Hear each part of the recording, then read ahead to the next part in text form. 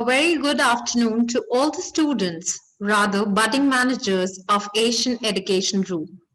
Well, today's session shall surely be a memorable one as we have amongst us a person whose illumination and wisdom is of utmost importance for those who want to do something big in life, and especially those who want to make big as an entrepreneur.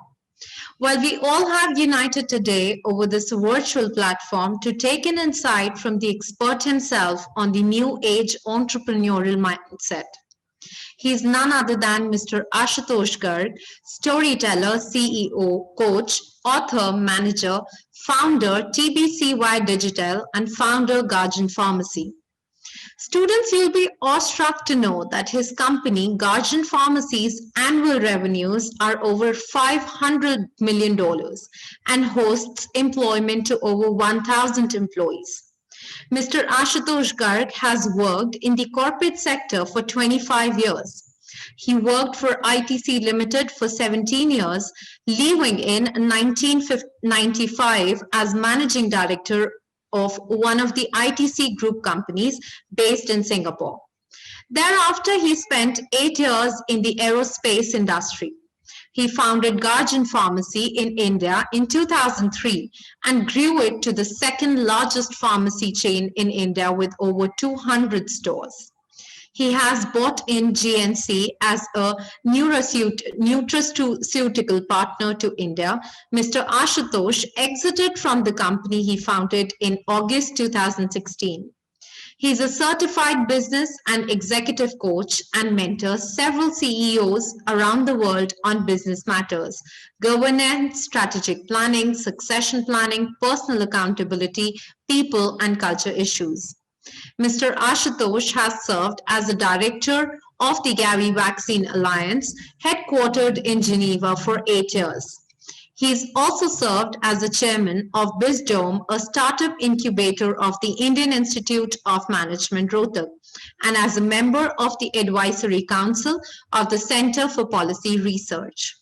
In January 1995, he was recognized as a global leader for tomorrow by the World Economic Forum Switzerland.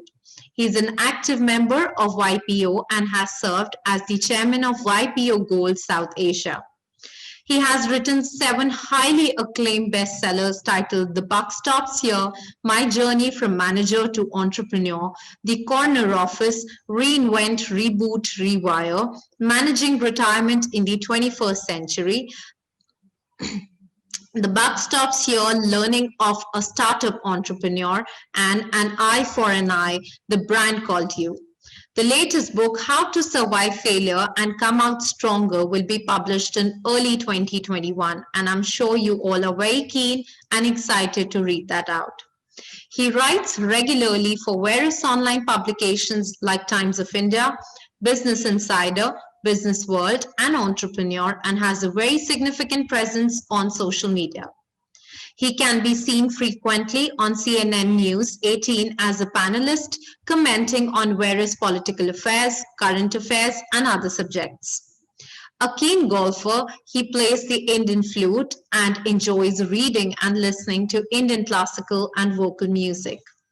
Mr. Ashutosh, in his new role as a storyteller, hosts a very successful video and podcast titled The Brand Called You, Converse with the Future, bringing stories of successful entrepreneurs, professionals, and senior corporate leaders of thousands of listeners.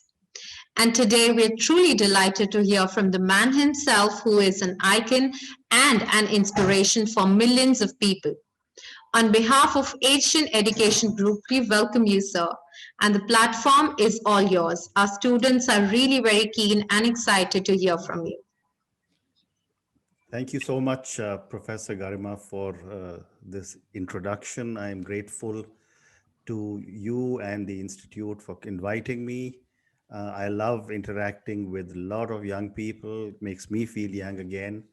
And, so I will talk for, 10, 12 minutes, give you a little background about myself. And then, I'm open to any kind of questions that people may have. So let me start with my own background. I grew up in an army officer's house. My father was a retired brigadier, and a very highly decorated soldier. He had an Ati Vishisht Seva medal and a Kirti Chakra, which are two of the big awards that are given by the President of India uh, to the citizens of India. I had two younger brothers. We grew up in a middle class home. And the only thing we were always told by my parents was that, you know, we will never be able to leave a lot of wealth for you, but what we will definitely be able to give you is a very, very good education and very good set of values. And my father and my mother always told me that good education with good values coupled with hard work will never, ever let you down in your life. And that's a lesson that I want to give to all you young people who are listening to me. So as my journey started, I'm the oldest grandchild of all from both my mother's side and my father's side, and I'm 64 years old. So when I was growing up in those days, as from a traditional family from Uttar Pradesh, there were only 3 or 4 careers that it was assumed every young individual would have, and that was you become a doctor, you become a lawyer, you become an engineer, and if you're very, very bright, you became an IAS officer. Now, I used to hate biology, and both my grandfathers had decided I must become a doctor. And I used to hate that subject. I used to love English, but English was not a subject that was supposed to be pursued by, young teenagers, boys or girls. And we were lucky in my family, there was absolutely no discrimination between boys and girls. So, I finished my class 11. It was not 10 plus 2 in those days. And I remember I had I know I had a 95% in English literature and 95% in English language, 95% in mathematics. But the subjects that I was being asked to pursue, which was biology and sciences, I failed in most of them. And, it was a horrible experience. But, then of course I was asked to give all the medical college examinations. I didn't get through any of them. In spite of all that, I was sent off to La Martiniere College, Lucknow, to study there. And once again, I did my intermediate from there. Again, asked to give my medical college. Again, didn't work. So finally, I was told to go and, do my BCom honors. And I think that is the first time I realized and I understood that there was more to life than just, doing things that you were being told to do by parents. So that was the first time I also realized that there was something called an MBA. And I did reasonably well in my BCom honors at Hansraj. But more importantly, I was selected in most of the MBA colleges, barring IIM Ahmedabad. I decided to go to Jamnalal Bajaj. In those days, Jamnalal Bajaj only had 30 students in a class. And I decided to go there. And it just so happened I worked hard and I was in the top 2 in the university. When I finished from there, again, there was no restriction on placements in those days. So I had 9 jobs in hand, including ITC, of course, and Bank of America and a whole lot of other jobs. And I remember this one conversation, and I want to share it with you. I joined ITC at a salary of 1,515 rupees, which was a lot of money in 1979. But Bank of America called me and said, we were willing to offer you 3,000 rupees, which is double. And I asked them a simple question. I said, if you want an MBA to join Bank of America and you're an American company, are you paying me the same amount of money that you are paying to a young MBA in America? And they said, no. I said, then in which case I will not join you. And I did not join them. So I joined ITC in 79. I was fortunate. I was given all the right breaks. And, I rose through the ranks very, very quickly. I was the youngest, manager in every role. Another interesting anecdote I'll give you. 1979, I was the first credit manager of the Maurya Sheraton. I was sent out to Aurangabad, which had a Rama International Hotel. 1 year later, I was sent back to Delhi.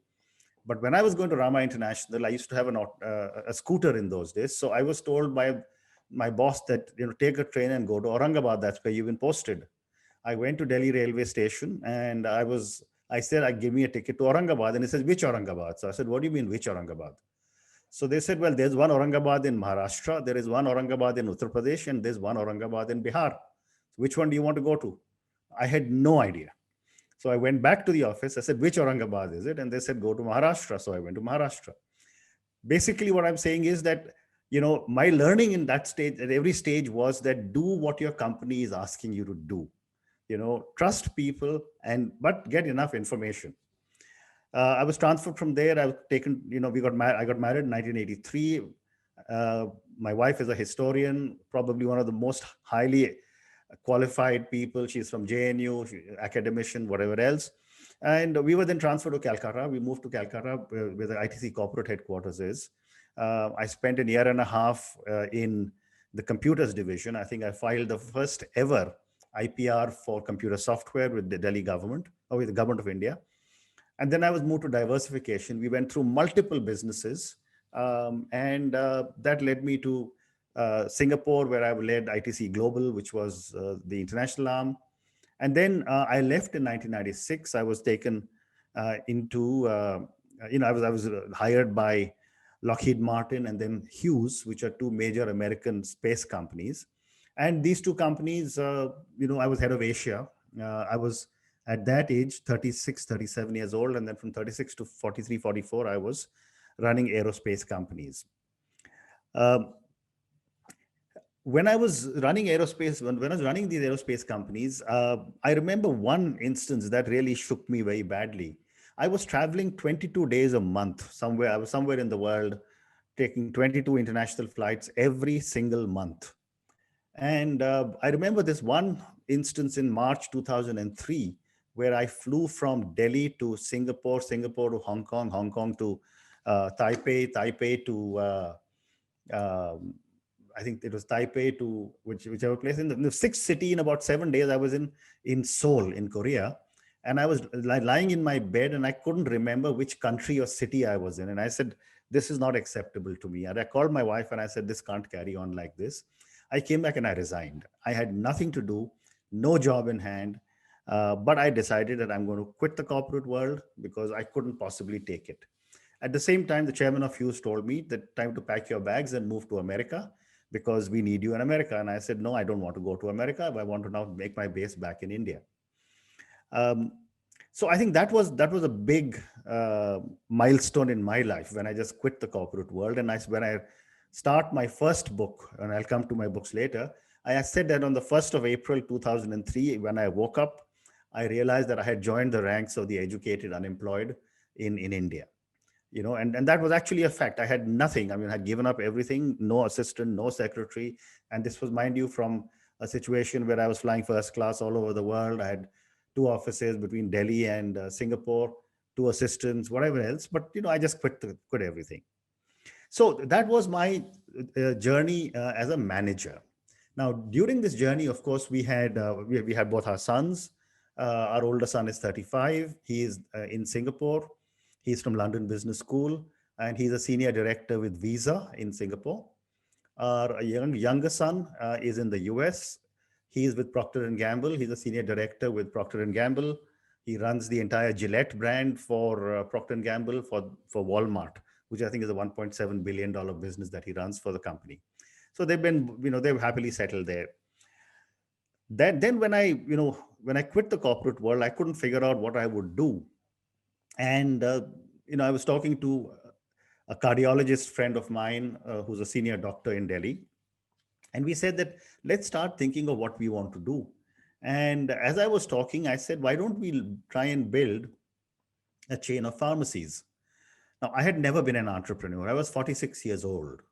But I knew that I wanted to do something which is different, do something that would bring value to the country, do something which was scalable, because I didn't have such large sums of money. I'm not from a traditional family business where I could, I would have access to several tens of crores or hundreds of crores so I could set up big plants. And that's when I decided that I would set up Guardian Pharmacy. And, the Guardian Pharmacy journey itself was a very fascinating journey. I ran Guardian from a single store and built it to India's second largest chain with about 250 stores. And then, after 15 and a half, 16 years in 2016, or 15 years, I said that why am I doing this? I just turned 60 years in 2016. And I said, let me do something different. So that is when I quit. I sold Guardian. I got a good value, and decided to do something different. Uh, so when I was about a year and a half or 2 years ago, I was talking at a large HR conference with some 3,000-4,000 HR heads from all over the world. And as I was walking on stage, the introducer asked me. They said, you've got a big resume. Why don't you try and introduce yourself in 5 words? Now that was a very difficult thing for me to think of. But then I had to think on my feet. And I said my first word was manager, which I've just defined to you with ITC Limited and Hughes and Lockheed, the three companies that I worked for. My second word was shopkeeper, because I founded Guardian and I actually built it from a single shop into India's second largest chain, learned incredible amount of knowledge, information about the retail business. My third word was author. Now, as I mentioned to you 10 minutes ago when I started talking, was that I have written several books. And I don't write on any particular genre itself, but I have written 2 books for startups. I have written a book on retirement. I have written 2 books which are fiction books. One of them is being discussed to be made into a web series. I don't know if it will get done or not, but if it does, you'll get to know. And I write when I feel like writing. I write when I want to write. I write when there's something active in my mind. So during the lockdown, I've often said that in India particularly, and in Asia in general, most parents don't teach their children how to fail. That they don't say that it is okay to fail. We are always told you have to come first, you have to be first in line, right in front of the queue. And we are a large country. That's what we are taught to do, and that manifests itself in our behavior patterns. And we are all the same. I mean, I'm not saying I'm any different. So that's why at a traffic light, there will be 8 cars standing and everyone wants to be off the light first, knowing that there are only 3 lanes. You have an aircraft full of Indians landing, and people sitting in the last row will want to get out first, knowing fully well that there's only one door you can get out of. So, that's in our mindset. So I wrote this book in the lockdown, and it's being published by Bloomsbury, and it'll be out in March. Then I write a lot on politics. I'm an observer. I love to see what's going on, across the world. And therefore, I keep writing. I have my own column in Times of India. I blog. I do all kinds of fun stuff. Then the fourth word that I've said was I'm a CEO coach. So I coach CEOs. And that's a very interesting journey that I have with, but I don't have so much time to talk about that today. And the fifth and final one is when I said storyteller. And this is something which I'm enjoying doing right now. I just decided that I would start doing a video cast and podcast, and start talking to people across the whole world, because I've been fortunate to know friends, know people around the whole world. I said, this is a time when I would like to be able to interview them. So I did start to interview them. And by the end of December, I would have finished close to 450 interviews. And I'm recording 40 to 42 interviews every month now. And people are writing to me from all over the world to say, how can we get on to your, to be interviewed by you? So we are on, we are there on YouTube. We are on every possible podcast platform. So there is video, there is the voice only, and we're being heard by thousands and thousands of people. These are amazing stories.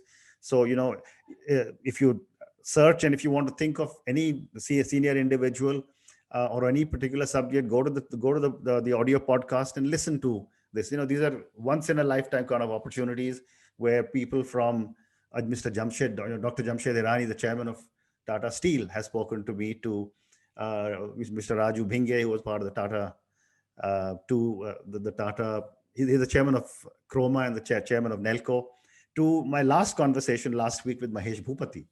So there are some fascinating people are coming and talking to me, including some very, very interesting people from around the world. The other part, and I'm going to now take a few more minutes on this. I've been a member of the YPO. It's called the Young Presidents Organization for 27 years. You need to qualify for it. You need to run a company of a certain size.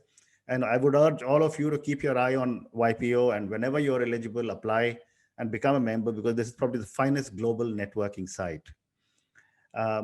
As Professor Garima said, I was recognized by the World Economic Forum as a global leader for tomorrow. I have been a board member of Gavi, which is again a very exciting thing. You would probably be reading about Gavi. Gavi is the Global Alliance for Vaccines and Immunization, and it is the only body that knows what is happening for the vaccine for COVID. And I continue to be a Gavi board ambassador, because I said I can't give you every 1 month every year any longer.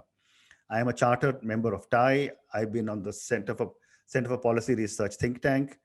I used to teach a program on entrepreneurship for 2 years in a row at IIM Rohtak. Then the travel became too much to go up and down from Gurgaon to Rohtak. But I chaired BizDome, which is the incubator. I am a senior advisor to McKinsey. I'm a board member of several companies, and I continue to be on the advisory board of several other companies. So that's my quick introduction. Well, it's not that quick. I took almost 15 minutes to introduce myself. So Garima, back to you. I'm happy to answer any questions now. Sure. Actually, we have been receiving so many questions, but I was so engaged and engrossed listening to this such motivational introduction, and I'm very inquisitive to know if there was a sixth word that could define you. What would that be? I would probably say, my sixth word would probably be. I would like to say musician, because I do enjoy playing the flute. I used to play the flute, Indian classical flute, when I was much younger. Then I gave it up, and in the last year and a half, I've started to play again. So I do 1 hour every day to practice. And I think if only one word that came to my mind after listening to such an expansive introduction was limitless. I think that's what comes to my mind. Thank you. Indeed, a pleasure listening to that, sir. Thank you so much. I guess we should start with the questions. Our students have been sending a lot of questions.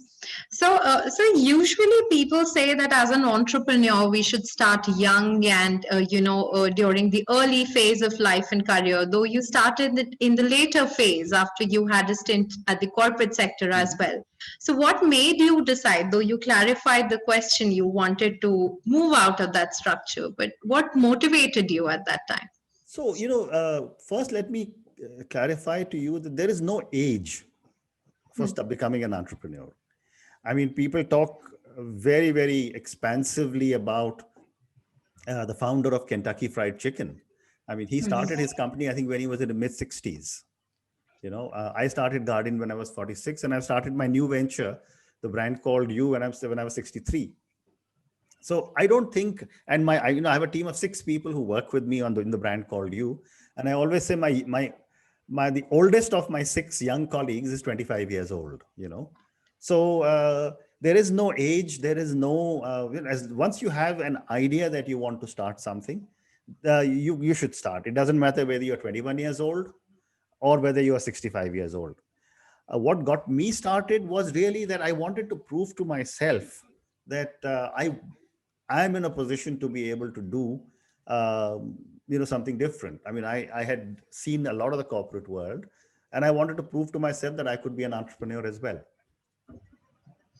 So I guess you've proven yourself and you've exceeded your own limits. Correct. Okay, so how has the entrepreneurial ecosystem changed in the last few years with technology disrupting everything? I think the entrepreneurial ecosystem has been aided by technology. It has been aided very significantly because, let me give you an example. In 1985, I was sent by ITC to Switzerland. And at that time, ITC was working on a watch project, and I was leading that whole thing. 85, I was 29 years old. I was sent there. I stayed in a city called Bienne for 1 month. That was the first time spreadsheets had come out. And there was nothing called Microsoft Excel. There used to be an old name called Lotus 123. And I remember learning that when I was 28, 29. And, from that time to when I became an entrepreneur, the entire process of facilitating the work that we keep doing using technology has become easier. So we have much more time to do other things and not depend on mundane things which are taken over by technology. And I think this is a fantastic development for us. Great. So can one become an entrepreneur without having any capital to invest? My answer is yes and no. If you have absolutely zero capital, then you will have to put in a very, very hard, serious amount of hard work, because that is the only way you'll be able to get some traction. But you certainly will need some money. And I always tell people, you don't need very large sums of money, but there is a term called bootstrapping. So if you are able to raise a small amount of money, and if your friends and family are convinced that this is a great idea, then I'm sure they will start to put in small sums of money. This whole thinking of, let me figure out a way to raise private equity is a myth. First, private equity money is very expensive, huge amounts of conditions, not easily available. And if you give away too much of your company too early to private equity, you have nothing left in the company. So what is your motivation to build the company? You're then working for someone else. So, but I also always say that it's a very good practice to work somewhere for 4, 5, 7 years, because for a very young individual, it gives you an understanding of how an institution works. It gives you an understanding of what are good processes, what are good practices, rather than reinventing the wheel every time and deciding. And I've come across many young entrepreneurs who say, I know everything. And that is where the problems start. True. I think that's a lesson for our students who are really excited about their plans, but they step in at a very amateur level. So, learning from the corporate or learning from the industry, according to you, is very important. Correct. Okay. So, which, according to you, are the emerging sectors for new entrepreneurs to become successful? The common discussion or talk is basically on education, healthcare, and both these using artificial intelligence, machine learning. But having said that, eh, everybody seems to be running to these.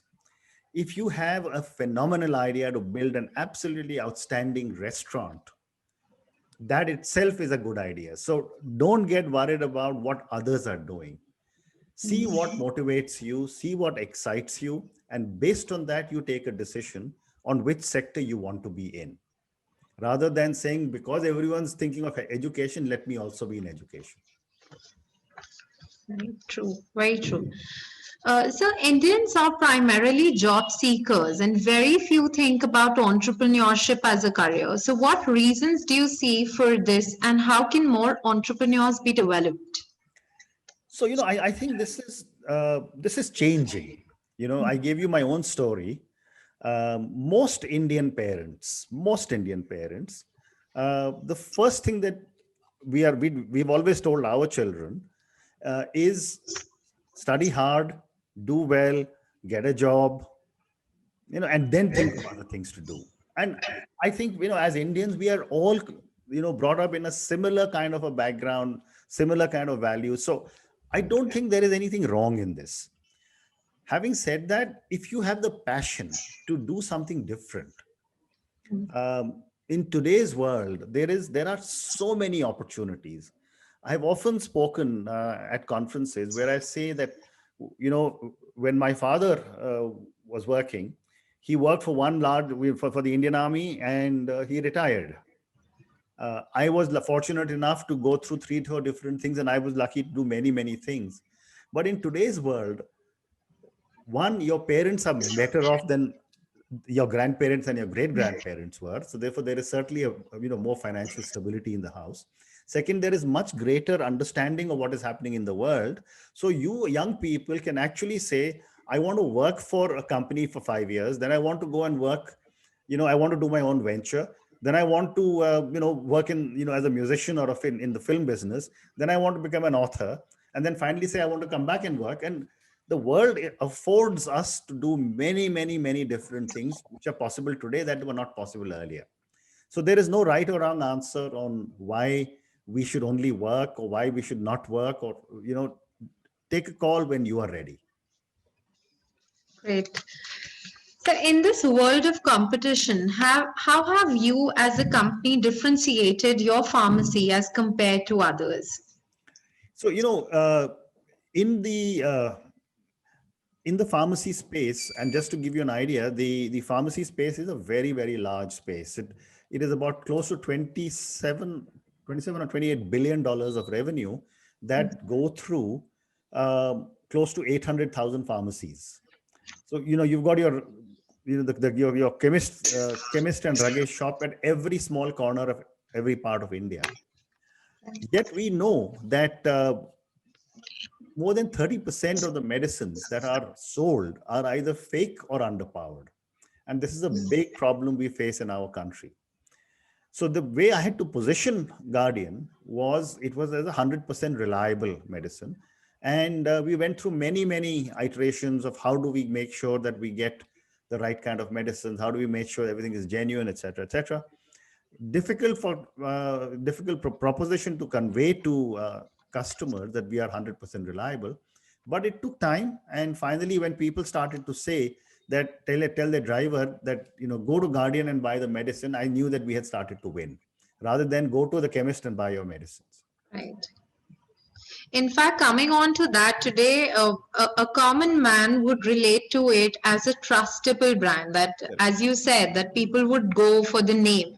Yes. So did you face any hurdles in the initial phase? Because today we recognize your brand and we just automatically correlate it with trust. Yeah. That's what we trust today. So were there any hurdles that you faced as a brand initially? Oh, lots of hurdles. So let me give you a few examples then. When I opened my first store, it was,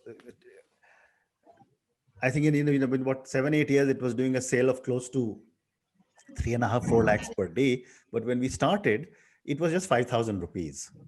I was standing at the counter and I had a pharmacist, and the lady walked up to the counter and she started to pick up a few things, some juices and some cosmetics and some shampoos, etc. And then she came to the counter and she said, here are the products. They're worth about 3,000 rupees. Now you can imagine 3,000 rupees in a sale where the total sale is 5,000 was a lot of money. And the pharmacists were also incentivized based on sale. So then she said to the pharmacist, then now give me a bill for medicines.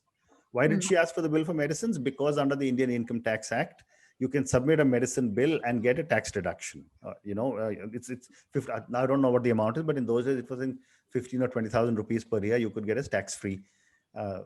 So the pharmacist looked at me and I shook my head and I said, we won't do it. So she said, sorry, madam, we can't give you a wrong bill. And then what happened was that she got very upset and she said, I'm going to get your shop to close down, etc., etc. And she walked out. 3 days later, she came back to the store, and this time I was again in the store, and she said that I've come to buy some medicine. So I said, madam, last time I was here, and we will not give you a fake bill. And she says, no, the fact that you don't give fake bills means that your medicines are genuine, so I will always come back. So she was a customer for life. I'll give you another very interesting example. In Vasant Vihar in C Block Market, we had a store, big store, I think almost 1,000 square feet. And we invested a lot of money, built the whole store. And then we went and, when we applied for the license, the drug inspector came with a measuring tape. And he says, from the ceiling to the floor, he said, this is only 9 feet. So I said, so what can I do? I can't do anything about the floor and the ceiling. He says, no, but you have to have it as 9 feet, 2 inches. So I said, where is it written? He says, it's not written, but that's what my view is. So in case he stopped our license, he didn't give it to us for about a month. Then I went to him and I said, what should we do? So he knew that we would not do anything incorrect, etc. So he gave me an answer himself. He says, why don't you, cut the floor by 2 inches at the back of the pharmacy where it'll be 9 feet, 2 inches, and I'll give it to you. So even now, if you walk into the Vasant Vihar market, C Block Market store, you will see that the pharmacy section is 2 inches below the rest of the store.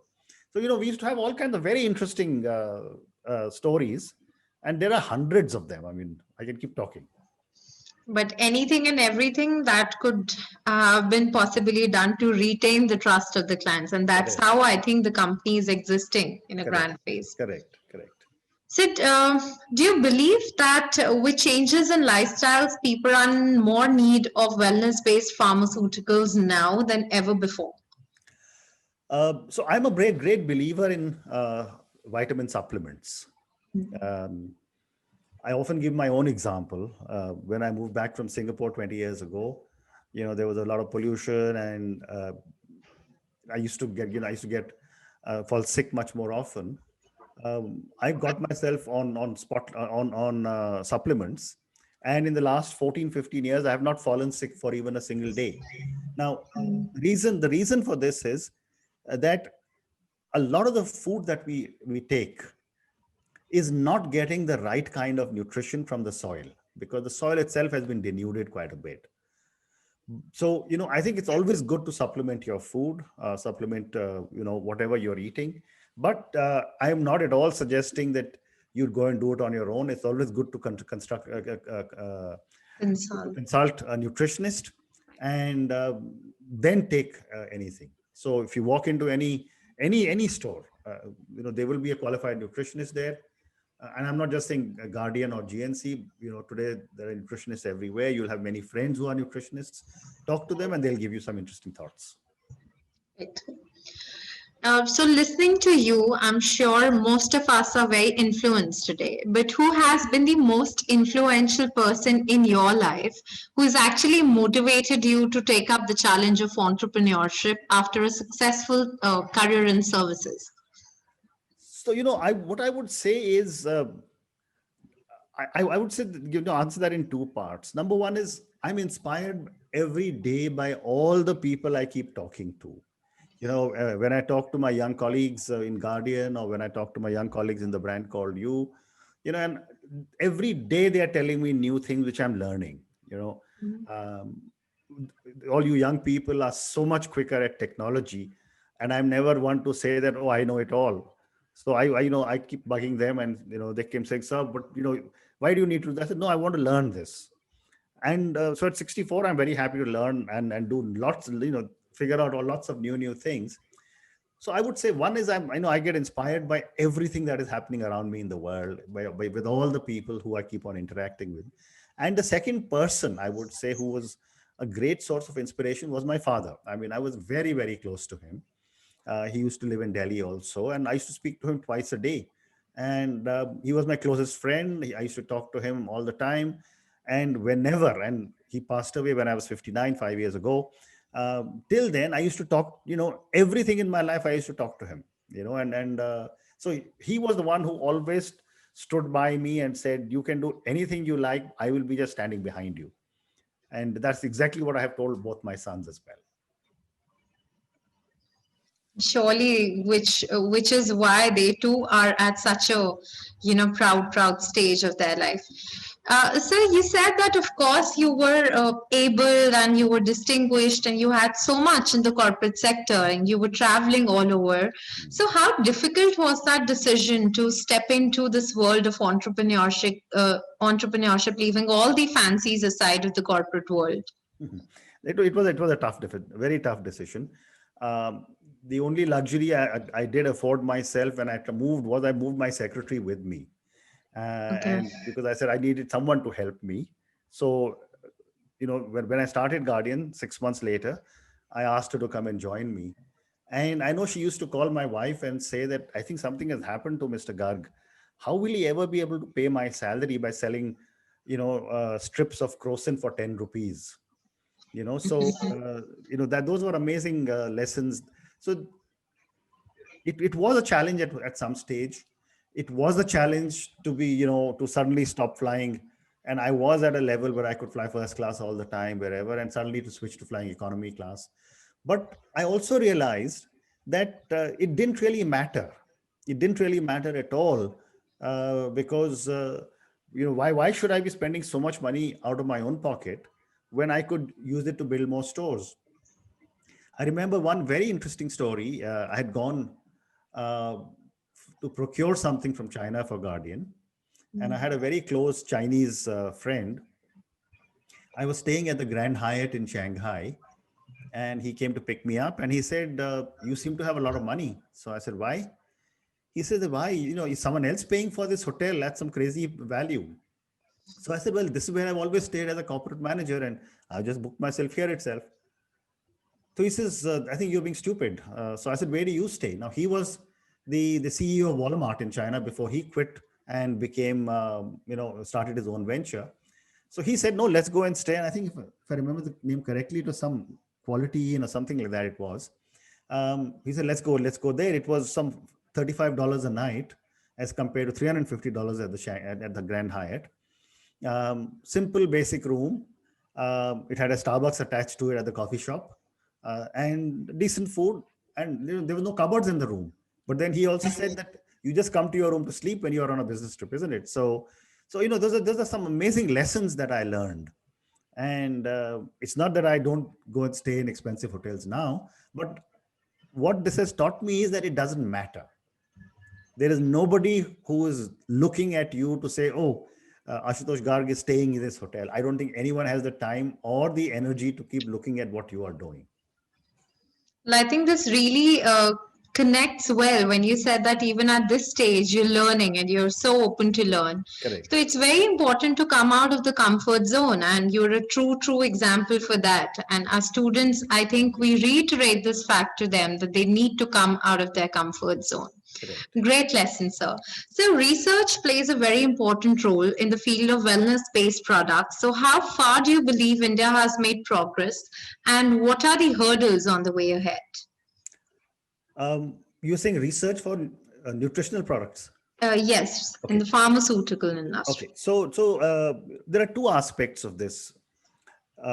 When you talk of nutritional supplements, there are one is the other basic nutritional supplements, and these can be divided again into Ayurvedic supplements and non-Ayurvedic supplements. I don't think there is any science or research that is needed because these are all generic products and available in plenty. One of the reasons research is weak in our country in pharmaceuticals is because for every single medicine that is produced in the Western world, a couple of $1 billion are spent on research. Now, we don't have that kind of depth in our pharmaceutical companies at this stage to spend such large sums of money. Having said that, over the last 10, 12 years, most of our pharmaceutical companies have started to invest reasonably large amounts of money. And therefore, I do believe that in the next decade, you will start to see a lot of original formulations that will start coming out from India. Sure. Great. So for expansion, so this question is very indirect and students wanted to know. Mm-hmm. So for expansion or growth of your business, you would want people to get unwell. Does this thought bother you at times? This is a very interesting question because, in 2003, my younger son, who was 18, he asked me the same question. And he asked me the same question and he said to me that, Pop, he's going out to study in Canada. And he actually asked me the question to say that you are building a business plan based on people falling sick. So I'll give you exactly the same answer I gave to him. That was 16 years ago. The business plan is nothing to do with people falling sick. The business plan is to make sure that we deliver the right kind of health facilities to the people in our country. I used to hear horror stories about what was happening to people. And I think one of the things that drove me into thinking this through also was that in 1999, before I started Guardian, my mother was admitted in Batra Hospital in Delhi, very, very critical. And she pulled out of it, of course.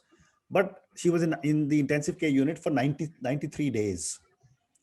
Now, what would happen was that the doctors would write a prescription for an injection, and they would tell me that this is not an Indian injection. You go to the gate outside the hospital, and there will be one individual who will hand over these injections. So each injection in those is 2,500 rupees. So one day what I told my father was, instead of buying every day, let's buy for 3 days and put it in the ICU. So we bought 12 injections, and because she needed 4 every day. And I gave it to the ICU. On day 2, I got a call saying, there are no more injections. I said, I gave you 12. So in any case, they said no. So I said, maybe I made a mistake. I went out. But this time what I did was, with my pen, I put an initial on every injection. So when I gave her the injections again, I found that third day when this sister came to me and said, there are no injections, I went outside and I found that this guy outside had sold me an injection which had my initials on it. Mm. So, I think what is very important is to make sure that you do things right. And in healthcare, there are so many corners that are cut by our people.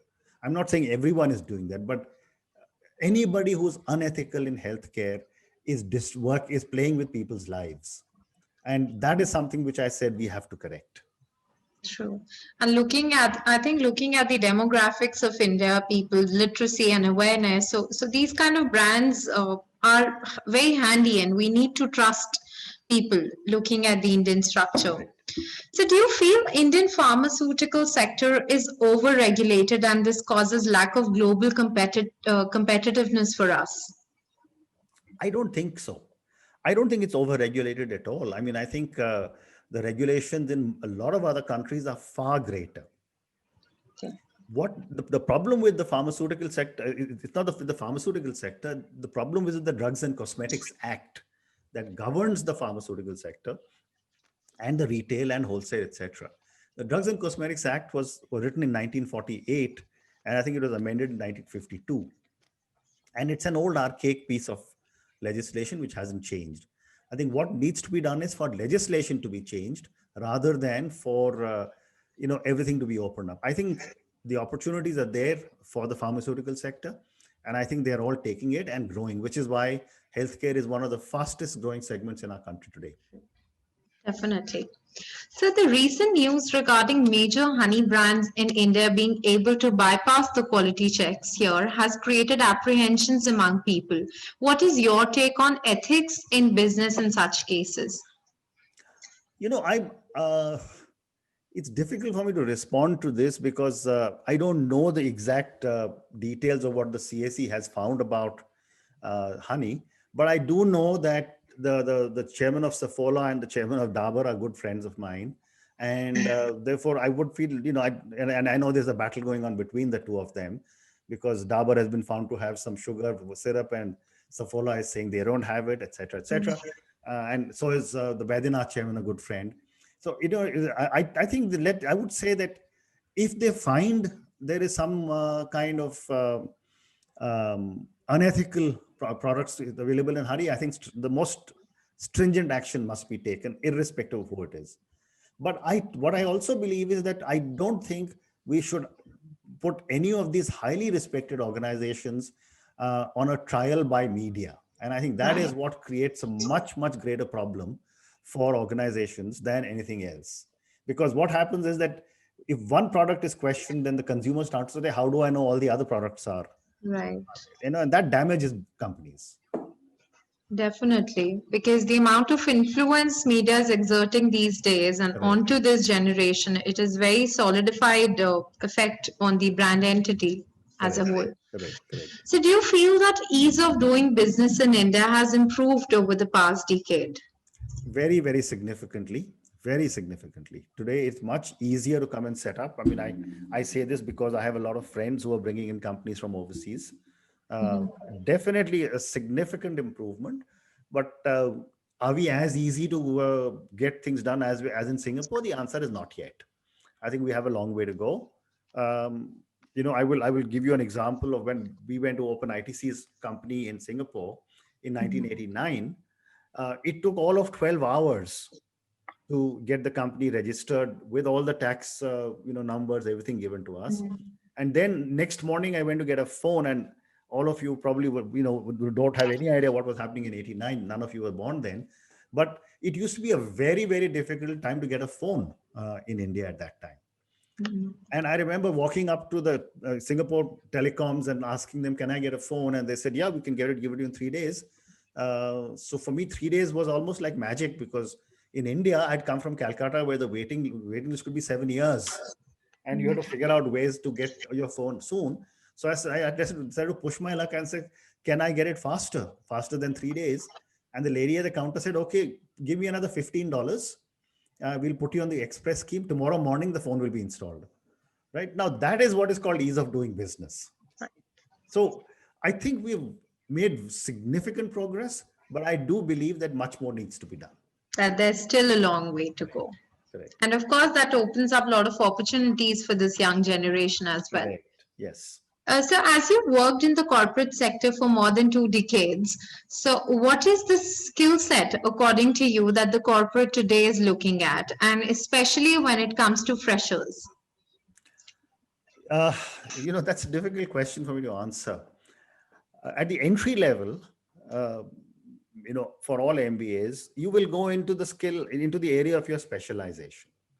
Right. Right? You will go into your area of specialization because that is what you've been trained for. So if you're a finance person, you'll go to the accounts and finance department. If you're in marketing, you'll go there. If you're in operations, if you're in technology, whatever else you can choose for. Then, over a period of the next 3 to 4 years, and I've often told a lot of young people that if someone comes and tells you that your future is very bright, ask them one simple question. When you say future is very bright, how far into the future are you looking? And if the guy says 3 to 4 years, believe him. But if someone says 10 years from now, don't believe the person at all, because 10 years from now, nobody knows where anyone will be. True. So work hard in whichever specialization that you are going into. Keep on being hungry to learn as much as you can, because every organization is always looking for people who can handle more than just their specialization. So True. if you have, and again, I'm a great believer that everyone has more than enough time to do what they like. It's not as if someone says, I have no time, I'm very tired, I can't do this, I can't do this.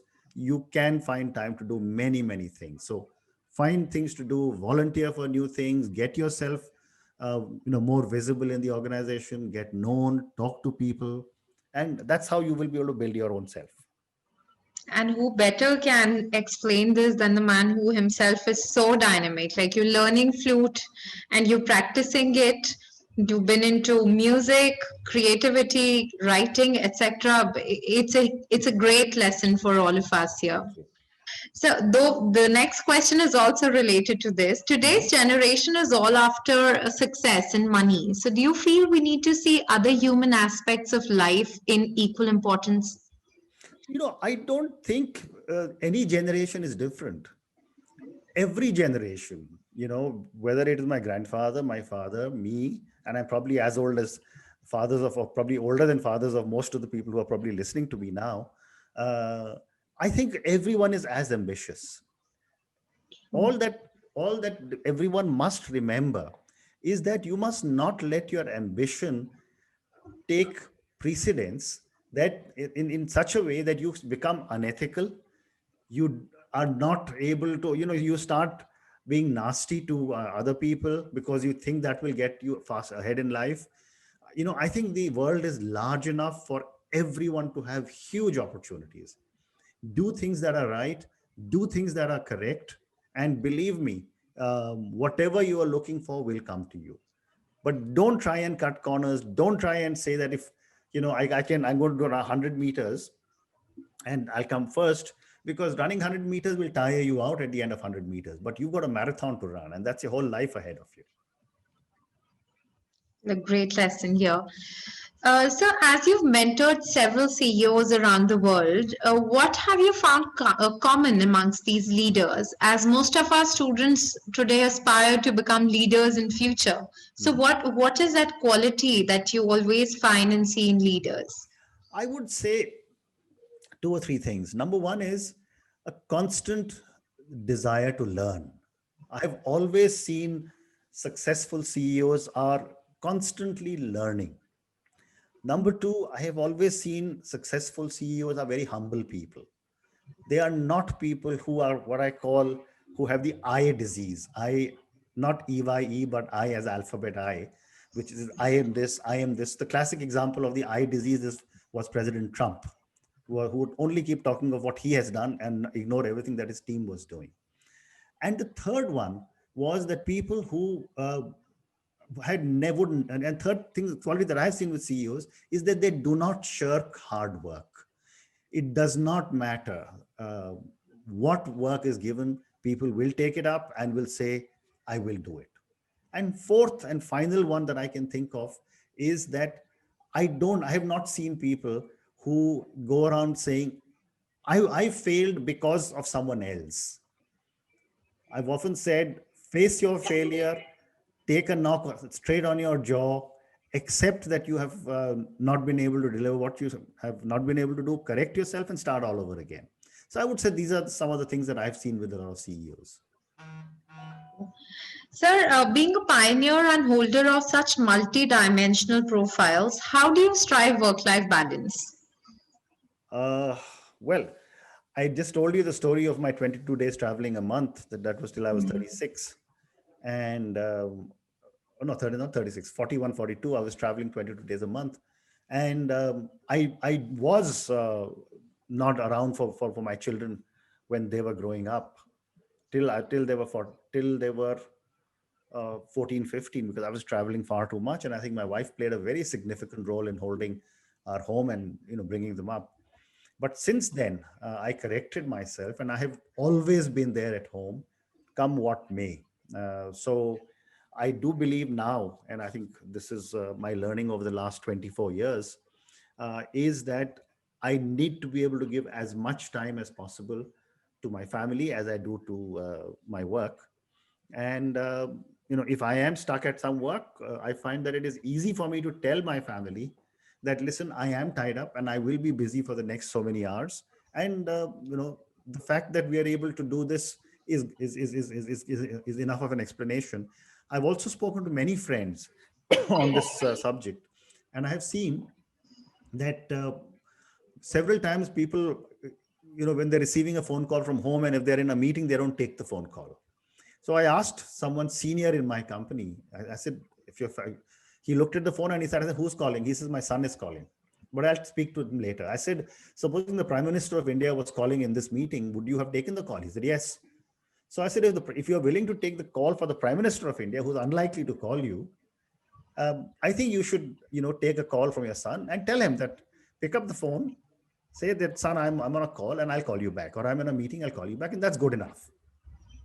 And I think those are messages that I have often given to my colleagues, and I would give the same message to everyone who's listened to me. Great. With that, I'm more curious to know, sir, what does success mean to you? Oh, success has many meanings to different people. But, someone once said to me that if your father turns around and says you've done a great job, that means that's great success. So that's one way to look at it. But for me, the way I also look at success is that how am I being able to give back? How am I being able to relate with everything that I'm doing? And am I sleeping well comfortably at night without tossing and turning around? And I do know that, when I'm an early sleeper, I'm an early riser. I sleep at 9:15, 9:30. I wake up at 4 a.m., which is a good 7 hours of sleep. The moment my head hits my pillow, I'm fast asleep. So, I think success is entirely a state of your mind. And there are days when, you are disturbed, so you feel it's not successful. There are days when you are very happy, not disturbed, and everything is going right. So it's a cyclical process which keeps going up and down. That for me is success. Well, I think great big meanings attached to those limited few words. Sir, if we had a chance to continue this conversation, I think till evening or that time would have been less. But since we have positive time, we just restrict to one or two more questions. Um, Actually, we're very excited to read this new book of yours, which will be released soon, that How to Survive Failures. But we want some lessons for our students. What do you suggest? Because as Indians or as kids, students, we're not taught to, face failures. So how do we survive a failure? Uh, Surviving a failure is again in your mind. Mm-hmm. Remember that success and failure are two sides of the same coin. If you look for the meaning of success in the dictionary, it will be something who has not failed. And if you look for the definition of failure in the dictionary, it will say something that has not succeeded. So, they're constantly working in tandem with one another. Right. And it's all relative. It's all in the mind. uh, there are days when things will not go wrong. Does that mean that you now lie down and keep moping about and saying I'm a complete failure, I won't do this, etc.? And yet I wrote an article on this very famous incident that happened with Mr. VG Siddharamaya, that's his name, right? VG Siddharth, the Cafe Coffee Day chairman who committed suicide. And I was on CNN News 18 also. I said, committing suicide because you have failed in business is not the answer. What you have done is you have taken your life, but you have not solved the problem. The problem is still there for your family to solve. And that's exactly what his family is doing right now, solving out everything. So failure will come, it'll be there, you'll overcome it. And as the old wise line is that this too shall pass, or in Hindi, ye bhi guzar jayega. So, I don't think it is something to let anyone get you down. Indeed, very beautifully said, sir. So, as we have our management students with us, both undergrad and postgraduate students, so one message for all of them. Very keen to learn something, though they've learned millions of lessons from you today, but a message for all of them. Well, you're all young management students. You will all be graduating, looking for jobs in the corporate world. My only message to you is the world is out there. You're all a bunch of young, bright Indians. Don't think of India only as your boundaries. The world is your oyster. You can go wherever you want. Do things right, do things honestly. Have the biggest thing that I tell all Indians, and I'll take 1 minute and give you a story. I was talking to an American friend in Beijing, and I asked him, what is the difference between an Indian businessman and a Chinese businessman? And he said that it is very difficult to get a Chinese businessman to say yes. And it's very difficult to get an Indian businessman to say no. Because every Indian always says, I'll figure out a way to do it. And I hate this word that is popularized by one well-known author called Jugaad. I think it's a terrible word to use. We should not be using Jugaad to doing all kinds of things. Do things right, do things correctly, and the world is waiting for you. Good luck, God bless, and I'm sure I hope to see lots of you succeeding in your lives. Well, thank you so much, sir, for gracing us with your presence today. This small talk conversation with you today was really very influential and persuasive for our students and everyone who's heard you today. On behalf of the directors, faculty members, and especially our students, I present a very hearty vote of thanks to you. And to acknowledge your presence, we would like to present a memento. And we look forward to your continued association with Asian Education Group. Thank you very much. I really appreciate it. I enjoyed my interaction. I wish we did not have COVID times, in which case I may have had an opportunity to interact physically with all the students in your auditorium. But good luck to all of you, and thank you for inviting me. Thank you so much, sir. Indeed, in future, we look forward hosting you here physically as well at AEG. I look forward to that. Thank you so much, sir. Take care. Bye-bye.